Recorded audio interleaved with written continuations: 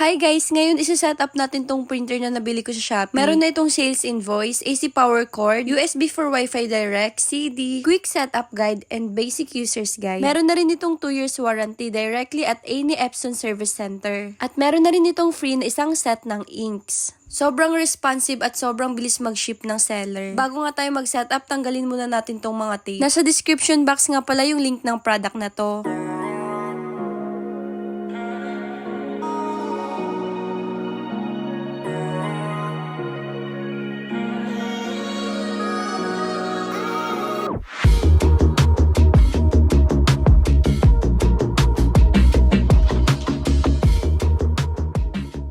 Ang una natin gagawin, i-on muna natin itong printer. Once na na-on na, ganyan yung makikita nyo. Tapos i-scan nyo lang yung QR code na nasa quick setup guide. Itong Epson Smart Panel ay isang application na kung saan magagamit natin ito para makapag-print tayo gamit ang mga cellphone natin. Once na na-download nyo na, i-open nyo na yung app, tapos mag-agree at i-allow nyo lang. Ito naman kahit no na dito. Tapos siguraduhin yung naka-on yung Bluetooth ninyo para mag-connect yung phone sa printer. Itong app na to ay i-guide din kayo kung sakaling hindi nyo maintindihan yung nasa basic users guide. So yes lang ang response dito, then continue. Tapos ito yung una nating gagawin. Ayan, kung nakikita nyo itong pinapakita ko dito sa screen, basahin nyo lang yung instruction na tinuturo. Sabi nga dito, i-open lang natin yung ink tank cover. Pagka-open nga natin, kukunin na natin yung mga ink. Una itong color black. Basahin yung mabuting nasa instruction kasi kailangan pare-pareho yung mga color na pagkasunod-sunod. Kung makikita nyo mismo dyan sa ink tank, may BK nakalagay. Ibig sabihin yung color black doon. Dito naman sa Y is color yellow. Kailangan din na hindi lalagpas yung ink sa line. Pero dito sa color black ko, nasobrahan ko ng konti. Huwag nyo nga rin pala ipipress yung bottle. Hayaan nyo lang na kusang bababa lahat ng inks. Mag-comment lang din kayo kung meron kayong katanungan. Kapag tapos na mailagay ang mga ink, mag-response lang ulit kayo sa app para magsimula nang ma-install ang ink at tutunog yung printer ninyo.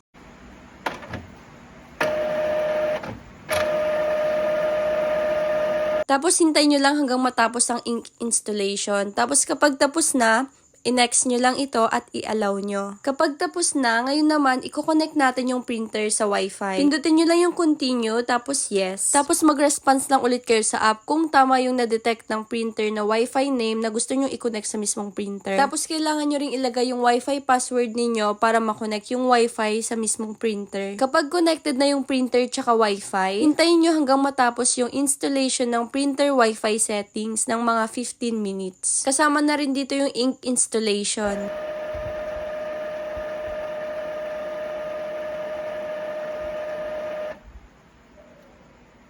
Kapag completed na lahat, i-next nyo lang. Tapos magsisend na rin ito ng mga links ng other informations. Like kung gusto nyo i-access yung iba pang features ng printers na to, pwede rin dyan, i-click nyo lang yung link na binigay nila. So ito na, kapag tapos na, gagamitin na natin itong app at susubukan nating mag-print ng picture at saka ibang documents gamit ang app na to. Mag-agree lang din tayo dito sa terms of use, tapos hintayin lang nating matapos. Bago nga rin pala tayo mag-print, kailangan ayusin muna natin ito. Kung nakikita nyo itong color blue dito, ayan, kailangan i-adjust nyo at kailangan sakto dyan yung coupon or kung coupon man yung gagamitin nyo dahil kung hindi, ganito yung kalalabasan. Kaya mahalagang naka-align ng mabuti yung color blue, yung sakto lang dapat sa kung anong size ng paper ang gagamitin natin sa pag-print.